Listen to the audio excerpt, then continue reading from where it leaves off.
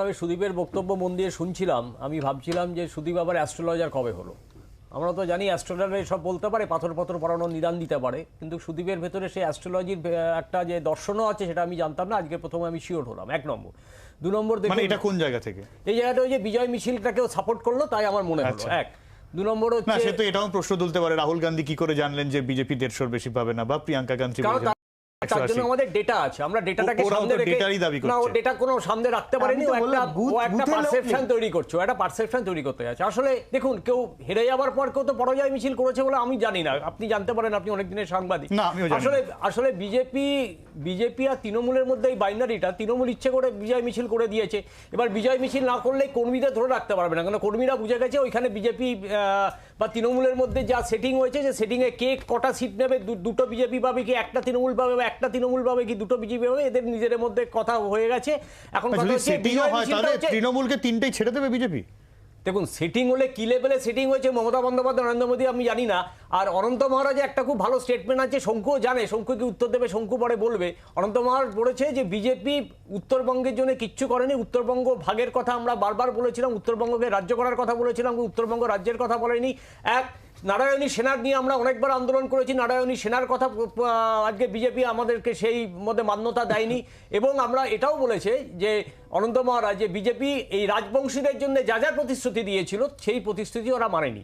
আসলে যদি আপনি ইস্তাহারে ধাপ্পা দেন, ভোটের দিন আপনাকে ছাপ্পা দিতে হবে, যেটা তৃণমূল আর বিজেপি করেছে। আচ্ছা প্রদীপ দা, আসলে আপনারা কি এই কনফিডেন্সটা পাচ্ছেন কোচবিহারে আপনারা আপনার পিআর রায়চৌধুরী তিনি ইয়ে করে নেবেন?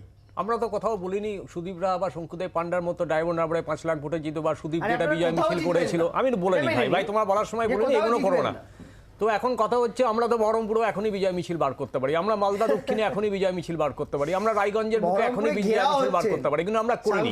কেন? আমরা মনে করি গণতন্ত্র, আরে ভাই বলতে দাও ভাই, গণতন্ত্রের তাহলে তুমি আর বলবে না, গণতন্ত্রের বুকে আমরা গণতন্ত্রকে, জনগণকে আমরা মান্যতা দিই এবং সম্মান করি। আমরা মনে করি জনগণ ঠিক করে দেবে কে জিতবে কে হারবে। আপনি কি জনগণকে বোকা মনে করেন? বিজেপি তৃণমূলের মধ্যে যা সেটিং হয়ে আছে, এই সেটিংটা মানুষ বোঝে না, আপনি মনে করেন?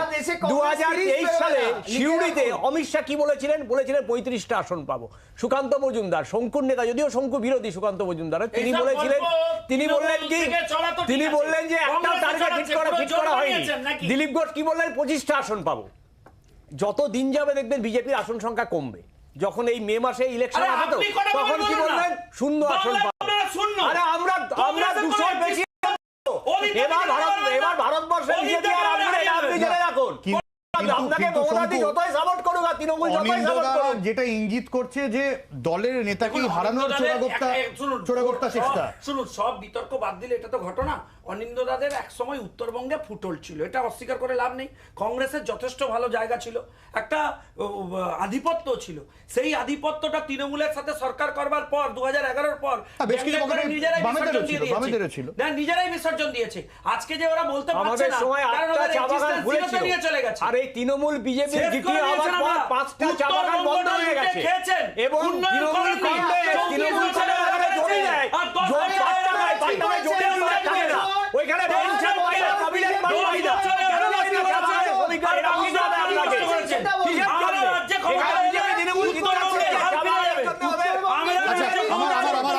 চন্দ্র পাল সম্পর্কে যে অভিযোগ করলেন, যে উনি বলেছেন যে কংগ্রেসকে ভোট দিটা সম্পূর্ণ মিথ্যে কথা, এরকম কোনো ভিডিও বা এরকম কোনো ফুটেজ বা এরকম কোনো ডাটা আপনি দেখাতে পারবেন না। এক। 2 নম্বর হচ্ছে, সুমনদা একটা কল্পনাপ্রসূত ভাবনা থেকে বলছেন, আজকে কোথায় গিয়েছিলেন জানি না, ভালো মন্দ খেয়েছেন, তার গ্যাস অম্বল অ্যাসিড থেকেও এরকম বলতে পারেন। এক। 2 নম্বর হচ্ছে রাখবেন সমস্ত খবরের কাগজে কোন খবরের কাগজে বেরিয়েছে দেখান না, আপনি কাটিয়ে আমি একটা চ্যানেলে বসে বলতে চাই না, সমস্ত খবরের কাগজে এই বিবৃতিটা আছে। সুমন দা আসবো ঠিক করুন, আসবো। এবার 2021 সালে যে আমাদের জোট হয়েছিল, সেই জোটও কিন্তু আমরা আইএসএফ এর সাথে জোট করিনি। বামফ্রন্টের সঙ্গে আইএসএফ এর জোট হয়েছিল, আমরা বামফ্রন্টের সঙ্গে জোট করেছিলাম, কারণ আইএসএফ এই জোটের যে ফর্মুলা সেটা ভেঙে মালদা মুর্শিদাবাদও 7খানা সিট দিয়েছিল। এবার আমাদের জোটটা কিন্তু লেফটের সাথে হয়নি, আমাদের জোটটা হয়েছে সিপিআইএম এর সাথে। সেখানে সিপিআইএম এর সাথে আমরা জোট লেফটের সাথে জোট করিনি, ওদের ফরওয়ার্ড ব্লক আরএসপির সাথে আমাদের কোনো জোট হয়নি। এই জায়গাটা সুমনদার একটু জানা দরকার যে যেখানে যেখানে লেফট ক্যান্ডিডেট দিয়েছে কংগ্রেসের বিরুদ্ধে সেখানে কিন্তু তাদের সাথে জোট হয়নি, বন্ধুত্বপূর্ণ একটা লড়াই হচ্ছে। এই যে আপনারা স্পেসিফিক করে দিচ্ছেন যে শুধু সিপিআইএম এর সঙ্গে, এই বিষয়টা একটা মানে একটা গ্রে এরিয়া আছে। আমি গ্রামেগঞ্জের কথা বলছি, গ্রামেগঞ্জে না এখন অনেকেই বলে এই তো জোট পার্টি এসেছিল, মানে এটা কিন্তু বাম কংগ্রেসকেই বোঝে, আরএসপি কংগ্রেস কি ফরওয়ার্ড ব্লক আলাদা, এই বিষয়টা নয়। আরএসপির কত পার্সেন্ট ভোট আছে বলুন তো পশ্চিমবঙ্গে আর ভারতবর্ষে?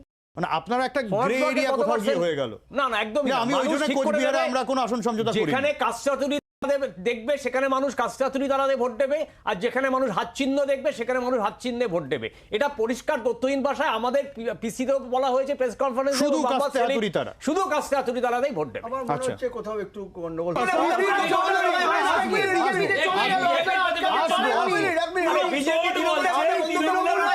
আমি তৃণমূলের সুদীপকে বলছি, সব বাদ দিলাম, অধীর চৌধুরী স্ট্যান্ডিং এমপি দলনেতা ইন্ডিয়া জোটে রয়েছে, মমতা ব্যানার্জি কতদিন 100 দিনের কাজ নিয়ে কথা বলেছেন? কতদিন PMIS নিয়ে কথা বলেছেন? 100 দিনের জন্য তোমরা ফাইন্যান্স কমিটিতে কেন একটা চিঠি দাও?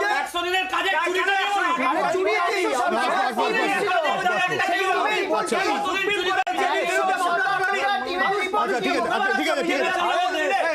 আমি শুধু এইটুকু তো শেষ করছি না, আমি বলছি আমি বলি আসলে যেমন আমাদের সাথে ফরওয়ার্ড ব্লকের লড়াইয়ের কথা আপনি একটু আগে ইঙ্গিত দিলেন, মাঝখান থেকে প্রদীপ দা আপনার সাথে দ্বিমত পোষণ করলেন, তেমনি বিজেপি তৃণমূলের অনেক জায়গায় দেখছেন বন্ধুত্বপূর্ণ লড়াই হচ্ছে। লোকসভা কেন্দ্রে আপনি দেখবেন 42টা লোকসভা কেন্দ্রেই হচ্ছে। এবার মুকুটমণি, কৃষ্ণ কল্যাণী, বিশ্বজিৎ কুন্ডু কোন দলের এমএলএ ছিলেন, কোন দলের এমপি হয়েছেন, তাহলে বোঝা যায় সাথে লড়াই করছে। এক, 2 নম্বর, এরা এই আবাস যোজনা 100 দিনের কাজ নিয়ে বলছে, যখন পার্লামেন্টে ফাইন্যান্স কমিটি ছিল সেই ফাইন্যান্স কমিটির একটা চিঠি সুদীপ দেখাতে পারবে না, পাবলিক অ্যাকাউন্ট কমিটিতে একটা চিঠি দিয়েছে যে আমরা টাকা বাহিনী দেখাতে পারবে না, উল্টে সংবিধানের 131 নম্বর দ্বারা যেখানে একটা মামলা করা যেত কেন্দ্রীয় বঞ্চনার জন্য, যেটা আমরা করেছি, তেলেঙ্গানা করেছে, ভাই তোমার কথা সময় করে 131 নম্বর দ্বারা একটা মামলা করেনি। এরা মানুষকে বিভ্রান্ত করছে, বিজেপি আর তৃণমূল মানুষকে বিভ্রান্ত করছে। এবং আমি আপনাকে বলি, এই যে চা বাগানে জিটিএ চুক্তি করেছিল কেন্দ্র আর রাজ্য মিলে, এবং এই 3 দফায় যে জিটিএ চুক্তি, আজকে চা বাগানগুলো বন্ধ হয়ে যাচ্ছে, চা শ্রমিকরা আত্মহত্যা করছে, মমতা বন্দ্যোপাধ্যায় সেখানে জমি পাট্টা দিচ্ছে, কোনো পাট্টাতে জমি দেখানো যাচ্ছে না, কোভিডের ফান্ডের টাকা পাচ্ছে না, গ্র্যাচুইটির টাকা পাচ্ছে না, তৃণমূল কংগ্রেস তার বিরুদ্ধে একবারও পার্লামেন্টে প্রতিবাদ করছে না। কেন করছে না? কারণ তৃণমূল কংগ্রেস জানে বিজেপিকে অক্সিজেন না দিলে পুরো গোটা দলটাই টিআর জেলে চলে যাবে। এত বড় দুর্নীতির ধারক পশ্চিমবঙ্গের বুকে একটা ঠিক আছে